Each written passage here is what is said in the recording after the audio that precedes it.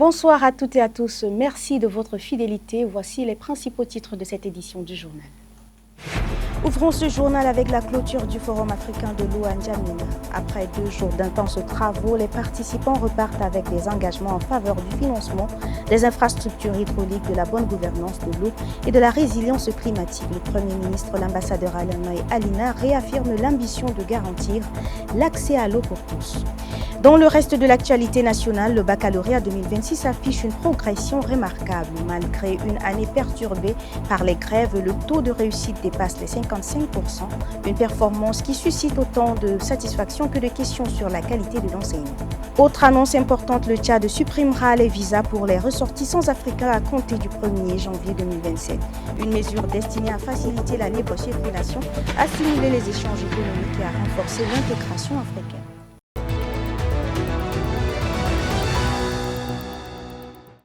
C'est tout pour les titres. Bienvenue une fois de plus après 2 jours d'intenses travaux. Le Forum africain de l'eau s'est achevé ce jeudi 16 juillet 2026 à N'Djamena. Les participants repartent avec des engagements forts en faveur du financement des infrastructures hydrauliques, d'une meilleure gouvernance de l'eau et du renforcement de la résilience climatique. À la clôture des travaux, le Premier ministre, l'ambassadeur Alamaye, a salué les résultats de cette rencontre et a réaffirmé l'ambition de faire de l'accès à l'eau potable un droit pour tous. Le point avec Yacoub Abdellah Maouloud. Pendant des jours, décideurs politiques, partenaires techniques et financiers, ainsi que d'experts du secteur de l'eau se sont réunis en N'Djamena autour du thème de la vision à l'action. Ouvert par le président de la République, le forum s'est achevé sous la présence du Premier ministre, l'ambassadeur Alamaye Alina, représentant le chef de l'État. Les échanges ont porté sur les principaux défis liés à la sécurité hydrique, à la gestion durable des ressources en eau, au financement des infrastructures, à l'accès à l'eau potable et à l'assainissement, ainsi qu'au renforcement de la coopération entre les pays africains. Pour les représentants résidents de la Banque mondiale au Tchad, Farouk Moulabana, les engagements pris au cours de cette rencontre doivent désormais se traduire par des actions concrètes afin d'améliorer durablement les conditions de vie des populations. Je salue également la signature de plusieurs pactes nationaux pour la sécurité de l'eau, dont celui du Tchad, instruments structurants qui vont désormais guider les réformes et les investissements du secteur dans les années à venir. Enfin, je me réjouis tout particulièrement de la signature de l'accord de financement du projet d'appui à la sécurité de l'eau et de la résilience, le PASER, qui constitue une traduction concrète de notre engagement commun en faveur de l'accès à l'eau et à l'assainissement pour les populations. De son côté, le directeur général des pratiques mondiales et des partenariats de la Banque islamique de développement, Dr Issa Faye, estime que ce forum marque une étape importante dans la volonté des États africains et de leurs partenaires de transformer les engagements politiques en réalisations concrètes. Nous sommes ravis d'avoir participé à ces 2 journées de dialogue constructif autour de l'initiative World Forward visant à trouver les voies et moyens pour passer de la vision à l'action. Ces défis nous rappellent que l'eau n'est pas simplement un service à fournir. Elle constitue le fondement de la résilience, de la prospérité et de la dignité humaine. La cérémonie de clôture a également été marquée par la signature des 2 accords majeurs. Le premier prévoit un financement de 160 millions de dollars destiné à renforcer la sécurité hydrique et la résilience climatique au Tchad. Le second porte sur un don de 50 millions de dollars des États-Unis pour soutenir l'agriculture durable et renforcer la sécurité alimentaire. Lors de son discours de clôture, le Premier ministre, l'ambassadeur Alamaye Alina, a exprimé sa satisfaction et son espoir de voir émerger une Afrique et un Tchad où l'accès à l'eau ne sera plus un privilège, mais une réalité pour tous. Écoutons. Au moment où s'achèvent les travaux du Forum africain de l'eau, je voudrais, au nom du maréchal Mohamed Idriss Déby Itno, président de la République, chef de l'État, et en mon nom propre, exprimer toute notre profonde satisfaction pour la qualité de réflexion qui ont animé cette rencontre continentale. Je voudrais, au nom du gouvernement de la République du Tchad, adresser mes remerciements aux chefs d'État et à leurs représentants aux délégations gouvernementales, au groupe de la Banque mondiale, aux institutions africaines et internationales, aux organisations des bassins, au secteur privé, à la société civile, aux experts et à tous ceux qui ont contribué à la réussite de ces assises. Au terme de ces 2 jours d'échange, une conviction s'est imposée à tous. Les solutions existent et sont connues. Les compétences également existent, aussi bien en Afrique, et les partenariats sont aussi possibles. Ce que notre continent attend désormais, c'est une constance dans l'engagement politique et une accélération dans la mobilisation des financements ainsi que dans la mise en œuvre des investissements à la hauteur des défis auxquels nos populations sont confrontées. À l'ouverture du Forum africain de l'eau à N'Djamena, le maréchal Mahamat Idriss Déby Itno a annoncé une décision majeure à compter du 1er janvier 2027. Les ressortissants africains pourront entrer au Tchad sans visa. Présentée comme un pas décisif vers une plus grande intégration du continent, cette mesure vise à faciliter la libre circulation des personnes, à dynamiser les échanges économiques, à promouvoir le tourisme et à renforcer les liens culturels entre les peuples africains. Linus Fogat. En faveur de l'intégration africaine et de la libre circulation des biens et des personnes. Du haut de cette tribune et en ce jour historique, je voudrais vous annoncer que le Tchad, pays de Toumaï, berceau de l'humanité, ouvre ses frontières et supprime les visas d'entrée pour tous les Africains dès le 1er janvier 2027. C'est une déclaration historique, empreinte de velléité panafricaniste, prise par le maréchal Mahamat Idriss Déby Itno à l'ouverture du Forum africain de l'eau à N'Djamena. Elle s'inscrit dans une dynamique voulue par les pères fondateurs de l'Afrique, à l'instar de Kwame Nkrumah, Modibo Keïta, Barthélemy Boganda et Ahmed Sékou Touré. Les Africains du nord au sud, de l'est à l'ouest, pourront, à partir du 1er janvier 2027, fouler la terre africaine du Tchad, pays de Toumaï, sans visa. Après le Rwanda, le Ghana, la République du Congo, le Bénin, le Kenya et bien d'autres pays, le Tchad rejoint ainsi la liste des nombreux pays africains ayant supprimé l'exigence du visa aux ressortissants africains en terre africaine. Cette décision majeure assumée aura sans doute un impact sur le renforcement de l'intégration africaine, le développement du commerce, la croissance du tourisme et l'attractivité des investissements et le renforcement des liens culturels et académiques. La question de l'eau était au cœur des débats du Forum africain de l'eau tenu à N'Djamena du 15 au 16 juillet 2026. Parmi les acteurs mobilisés, la Société tchadienne des eaux a défendu sa vision d'un accès durable à cette ressource vitale. Son directeur général, Youssouf Fadoul Kourou, considère l'eau comme un enjeu stratégique pour le développement du Tchad. Le reportage de Ngakoutou Mathurin. À N'Djamena, le Forum africain de l'eau a été l'occasion pour la Société tchadienne des eaux de réaffirmer son rôle axial dans la gestion de la ressource. Conscient de l'immensité des responsabilités qui incombent à son institution, M. Youssouf Fadoul Kourou n'a pas éludé les défis. Moi, en tant que directeur général de la Société tchadienne de l'eau, la ST, je salue cette vision. Je réaffirme notre engagement total de moderniser nos services, d'améliorer la qualité des prestations et de contribuer aux côtés de l'État pour garantir l'accès durable à l'eau potable. Un aveu de lucidité qui traduit aussi une détermination, celle de transformer les contraintes en levier d'action. Sous l'impulsion du président de la République, chef de l'État, l'accès à l'eau potable est une nécessité absolue.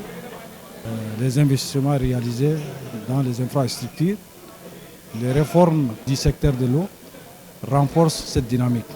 Au-delà des défis, le dirigeant a mis en avant un atout majeur pour le Tchad, un sol qui régorge d'eau et adaptable à toute exploitation. Du fleuve Chari jusqu'au plus grand lac de la région, ce potentiel hydrique, selon M. Youssouf, pourrait raviver l'attention des investisseurs bien au-delà des espérances. De nombreuses difficultés s'imposent à nous, a-t-il reconnu, mais nous osons croire que des solutions émergent de ces échanges. Ces forums, c'est une excellente occasion, nous, de partager des expériences avec nos partenaires, et aussi de renforcer des partenariats et de mobiliser aussi davantage des ressources nécessaires pour le secteur de l'eau. L'enjeu est clair, faire du plan national de développement et du programme des sociétés du chef de l'État une action concrète en s'appuyant sur l'eau comme moteur de transformation économique. Le thème de ce forum africain de l'eau, de la vision à l'action, reflète l'engagement du Tchad à transformer des ambitions en réalisation concrète pour nos populations. La Société tchadienne des eaux entend ainsi sortir de ce forum avec des pistes opérationnelles pour irriguer le développement agricole, attirer les capitaux et assurer un avenir hydrique durable au Tchad. Contre toute attente, le baccalauréat 2026 enregistre une nette amélioration malgré les grèves et les multiples perturbations qui ont marqué l'année scolaire. Le taux de réussite atteint les 55,69% contre les 46,21% en 2025. Une progression saluée par les autorités, mais qui relance également le débat sur la qualité réellement de l'enseignement et les défis persistants du système éducatif tchadien. Les résultats définitifs du baccalauréat 2026 affichent une progression notable. Sur les 106 231 candidats inscrits, 59 162 ont été déclarés admis, soit un taux de réussite de 55,69%. C'est une hausse de près de 10 points par rapport à la session 2025 qui avait enregistré un taux de 46,21%, lui-même supérieur à celui de 2024, établi à 41,83%. À première vue, ces chiffres traduisent une amélioration des performances scolaires. Pourtant, ils méritent une lecture plus nuancée. Cette progression intervient au terme d'une année marquée par des grèves à répétition, des interruptions de cours et un calendrier scolaire fortement perturbé. Dans un tel contexte, cette hausse soulève une question essentielle. Reflète-t-elle une réelle amélioration du niveau des élèves ou résulte-t-elle d'autres facteurs, notamment les modalités d'évaluation, les mesures de rattrapage ou les ajustements apportés à l'organisation des examens? Au-delà des statistiques, les difficultés structurelles du système éducatif tchadien demeurent. Le manque d'enseignants qualifiés, l'insuffisance des infrastructures scolaires, les effectifs pléthoriques dans les salles de classe, les disparités entre les zones urbaines et rurales et entre les établissements privés et publics, ainsi que les mouvements sociaux récurrents continuent d'affecter la qualité des apprentissages. La hausse du taux des résultats constitue certes un signal encourageant, mais elle ne saurait à elle seule masquer les défis auxquels l'école tchadienne reste confrontée. La véritable réussite ne se mesure pas uniquement au nombre de diplômés, mais aussi à la qualité des compétences acquises et à la capacité des jeunes à promouvoir des études supérieures ou à s'insérer dans le monde professionnel.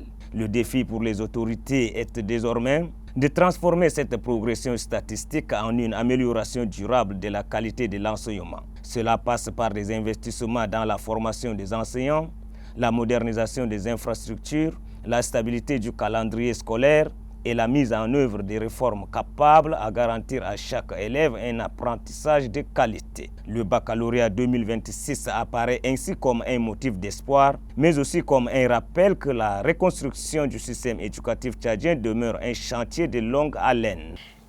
Le système de santé tchadien renforce ses capacités logistiques dans le cadre de la troisième phase du projet d'appui au secteur de la santé publique au Tchad. Le ministère de la Santé publique et de la Prévention a réceptionné ce 17 juillet un lot de moyens roulants offert par l'Agence française de développement et le Centre Carter. Cette dotation est destinée à améliorer les interventions sanitaires dans plusieurs provinces. Le récit de Mamad Faye.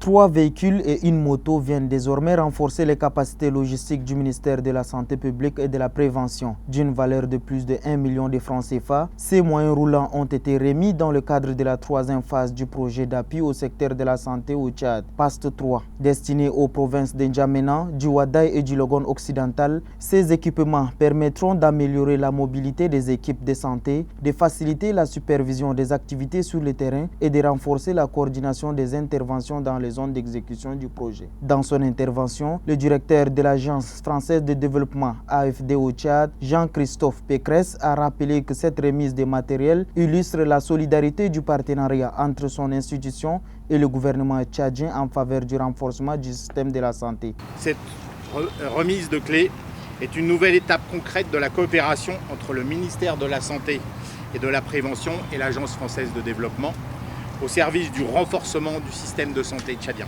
Pour sa part, le représentant pays du Centre Carter, Dr Abdallah Moufti, a réaffirmé l'engagement de son institution à accompagner les autorités tchadiennes dans leurs efforts pour garantir des services de santé et de qualité accessibles à l'ensemble des populations. En réceptionnant officiellement les clés des véhicules, le ministre de la Santé publique et de la Prévention, Dr Abdelmajid Abderrahim, a salué cet appui qu'il considère comme un levier important pour améliorer les performances des services de santé et renforcer la réponse sanitaire sur le terrain. Donc cette 3e phase va contribuer encore une fois, mais nous devons capitaliser ces expériences, s'approprier et les répliquer dans les zones qui ne sont pas couvertes par le projet. Monsieur le directeur résident pays, votre appui indéfectible, d'ailleurs multiple et multiforme dans la lutte contre les maladies tropicales négligées.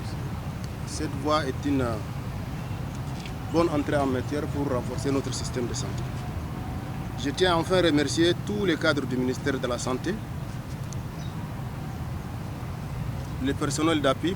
Il a également exhorté les structures bénéficiaires à assurer une gestion rigoureuse et un entretien régulier de ces équipements afin qu'ils contribuent durablement à l'amélioration de l'offre de soins au profit des populations. Après 2 jours d'échange, le séminaire de l'Organisation tchadienne anticorruption s'est achevé ce 17 juillet au CEFOD. À N'Djamena, au cœur des débats, les conflits intercommunautaires, la lutte contre l'impunité, la gouvernance ainsi que les enjeux de paix et de justice transitionnelle au Tchad et dans les provinces du Sahel. Le compte rendu de Djurkidan Volta Solange.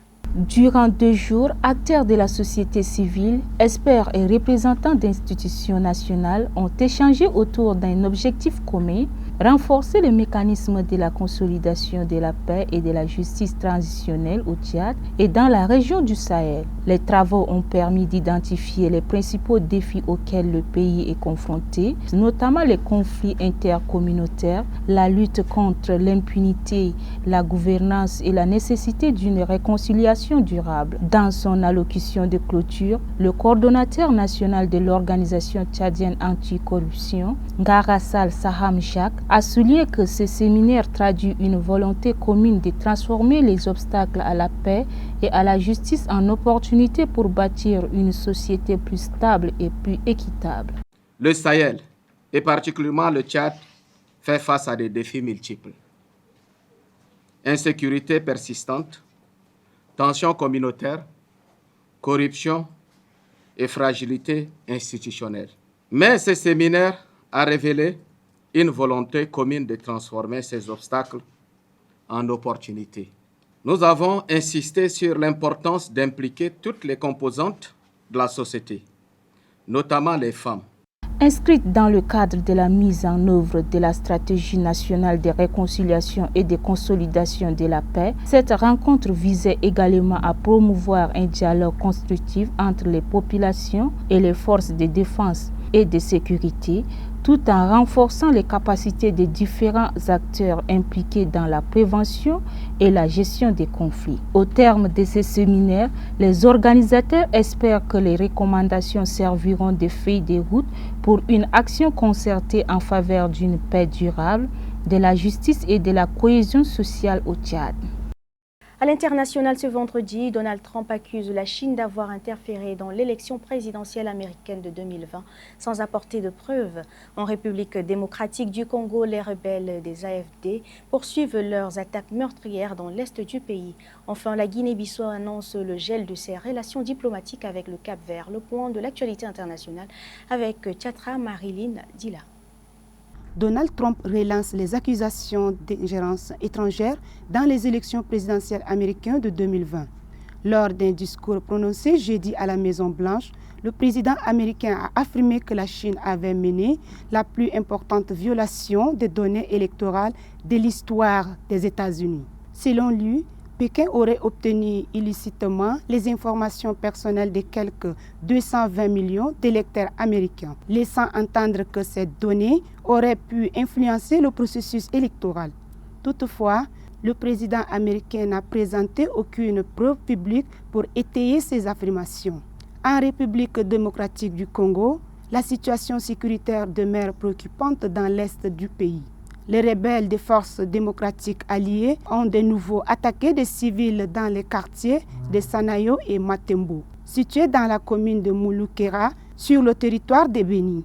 Selon un bilan provisoire, 7 personnes, dont 4 civils, ont été tuées lors de cette attaque survenue à l'aube du 14 juillet. Ces violences s'inscrivent dans une série d'attaques qui auraient fait plus d'une vingtaine de morts ces derniers jours, d'après des sources locales, notamment un rapport publié par l'ONG Badilika.